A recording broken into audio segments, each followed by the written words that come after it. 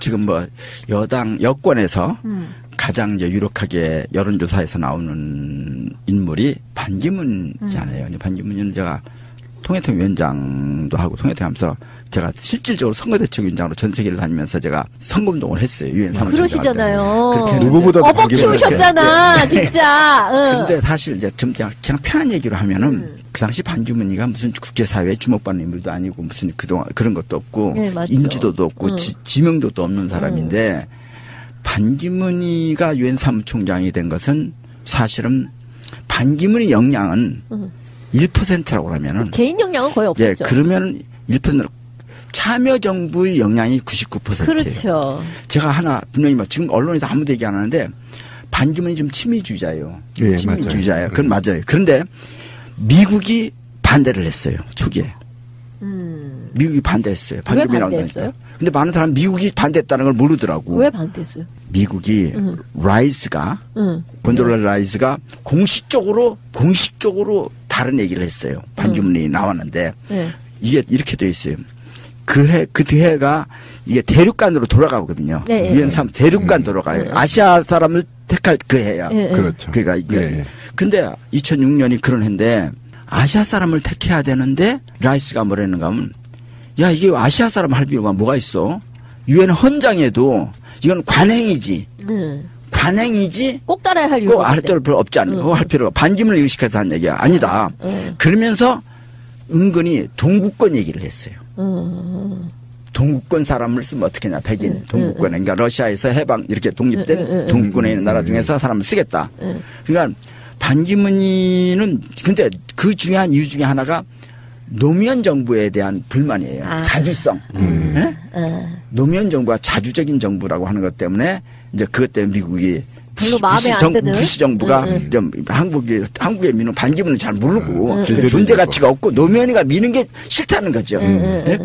그렇게 했었는데 그 바람에 결국은 덕을 본 게 있어요. 러시아가 급관심을 갖는 거예요. 미국이 싫다고 하니? 그러니까 미국이 옛날 자기들이 관할했던 동구권을 거기를 시킨다는 얘기는 러시아에서는 신경 써주는 일이잖아요. 그렇잖아요. 거기 폴란드니 체코니 이런데. 그러니까 그 결과적으로 러시아가 급관심을 갖는 건 사실이에요. 근데 왜 내 나와바리에 대해서 미국이 그렇죠. 관심을 갖고 그렇죠. 지들의 어떤 전통적인 그런 자기 발 밑에 있는 나라라고 했던 그걸 또 반대를 하니까 저기 뭐가 있나 보다 하고 관심을 갖게 돼. 그래서 거꾸로 사실 러시아가 우리 반기문을 지지하는데 도움이 된 거예요. 사실은. 근데 많은 사람들이 미국이 적극적인 지원해서 한미 관계가 좋아서 됐다. 이렇게 착각을 한다. 근데 미국이 반대를 했다. 특히 또 하나는 프랑스가 반대를 했어요. 프랑스는 아주 강하게 반대를 했어요. 근데 그건 미국이 똘마니 나라를 안 낸다. 응? 한국이 미국에 시킨 대로 하단다. 미국이 전 세계에서 프랑스 얘기는 이거예요. 미국이 전 세계에서 침략 전쟁을 제일 많이 일으키는 나라다. 그걸 견제해야 되는데. 근데 침략 전쟁을 하는 때마다 미국이 군대 보내라면 꼭 군대를 보내는 나라가 그 당시 이라크 전쟁을 할 때 유럽이 아무도 안 보냈는데 한국은 보냈잖아요. 그리고 베트남에도 보내고 막 이렇게 하니까 미국이 침략 전쟁을 다 일으키는 나라인데 그 미국이 시키는 대로 군대를 보내서 침략 전쟁 앞잡이로 하는 게 한국인데 그 나라 사람을 어떻게 시키느냐. 결국 맞았네. 프랑스 말이 결과적으로 맞았어. 예, 그랬는데 이제 그 문제를 또 해소하는 방법이 있었는데 그게 노무현 정부가 미국과 갈등 때문에 그랬죠. 노무현 정부가 미국 부시 정부와 갈등이 특히 한반도 문제를 가지고 갈등이 있는 바람에 그것이 프랑스가 그래도 옛날에는 한국은 그랬는데 이제는 좀 아닌 거 아니야? 그래서 해소가 됐다고. 그러니까 이게 참여 정부가 아니고 이명박이나 박근혜 정부 때 외교장관을 보냈으면은 무조건 안 되는 거예요. 거부권이 있잖아요. 15개 국가 5개 유엔 유엔 안보리 상임이사국 중에서 한 나라도 반대하면 안 되거든요. 반기문은 이런 아젠다가 원래 없었던 사람이죠.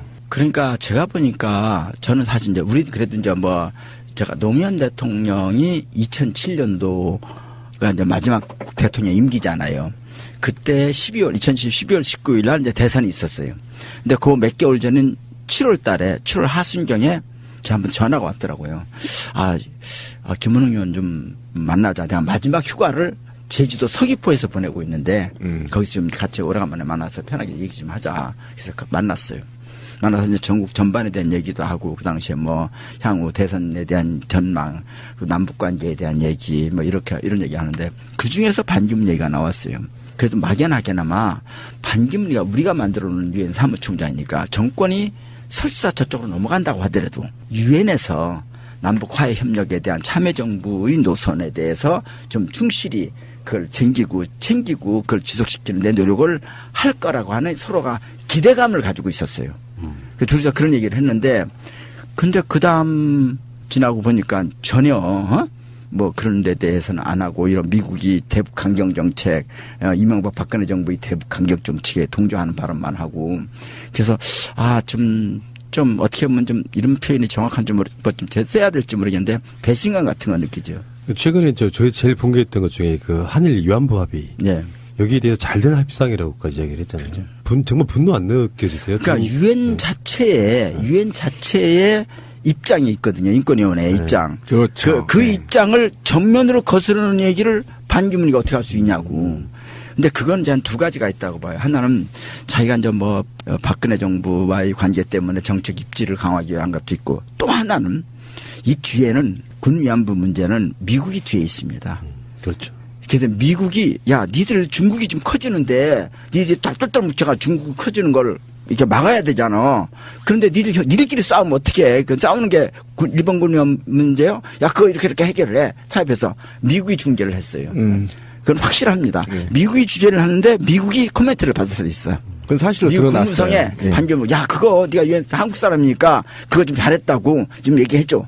저는 이럴 가능성이 많다고 봐요. 그러면은 반기문이 지금 전국의 핵처럼 출마한다 안 한다도 아니고 지금 보니까 사실상 출마를 그친 것 같아요. 그렇죠. 여러 가지 문제 뭐 임기 끝나면은 1월달 중순이면 들어온다고 하고 있고요. 그리고 지금 세계적인 어떤 평들이 반기문은 임기 후에 대통령 출마한다는 게 세계적으로 지금 공인화돼 있는 건데 사실상 그게 불법이라면서요.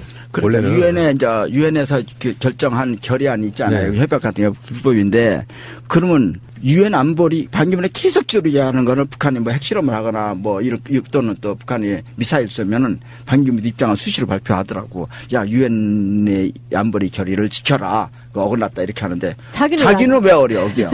그거 말할 자격이 없잖아. 자기가 나오면은 그거 어기는 거죠. 똑같이 어기는 거지. 그러면은 지금 반기문 이야기가 나온 김에요. 반기문을 안다면 아시는 분이잖아요. 뭐 얼마나 친하신지 모르지만 사실상 나이로도 동갑이고 김은아 이렇게 부르지는 않았을 것 같고. 그건 나중에 얘기합시다. 예, 그건 반기문 얘기는 내가 지금 하고 싶은 내가 해야 될 건가 안 할 건가를 고민하는 얘기들이 너무 많아요. 그리고 개괄적인 이야기 하나만 해주세요. 반기문이 대선에 나오면 당선 가능성이 있다고 보십니까? 한번 말씀해 주세요. 저는 바로 부셔진다고 봐요. 부셔지죠. 그냥 나오면? 네, 다 나오면. 아시는 분이 또 그렇게 얘기를 하시니까. 한마디로. 김호능 의원에 의해서 부셔질 것이다. 저는 여기다가 하나 더 붙여봅니다. 그리고 그가 갖고 있는 그동안의 살아온 행적이 보면 자기 철학도 없고 인류애도 없고 최소한의 평화를 유지하고자 하는 의지도 없어요. 오로지 미국의 지시에 의해서 움직이는 꼭두가시처럼 보였기 때문에 한국에서 그가 지난 유엔 사무총장을 지내면서 했던 행적들이 까발려지기 시작하면 도덕적으로도 면치 못할 거다 저는 그렇게 봅니다. 난 한 가지 이번에 지난번에 금년 5월에 한국 와가지고 공식적으로 자기 입장을 표명하면서 자기 장점을 얘기했어요. 그중에 하나 제가 눈에 확 들어오는 게 있는데 북한과의 채널이 있다고 그랬어. 누가? 반기문이가. 간첩이네, 간첩. 북한과의 채널이 있다. 자기가. 아니 그거라도 있으면 뭐 좀 해보지. 근데 야 그래서 내가 야 진짜 황당하구나 한 생각이 들었어요. 그래서 제가 어쨌든 자기가 이제 그게 통일이나 이런 문제 한반도 기각할 수 있는 그런 게 있다고 얘기하는 건데 전혀 저는 북한이 반기문을 신뢰를 안 해요. 반기문 얘기는 이제 그만. 다음에 또 혹시 기회 있으면 제가 정말 곤란하시구나 이제. 진짜 그 비장의 폭탄을 하나는 나중에 다음에 나오셨어요.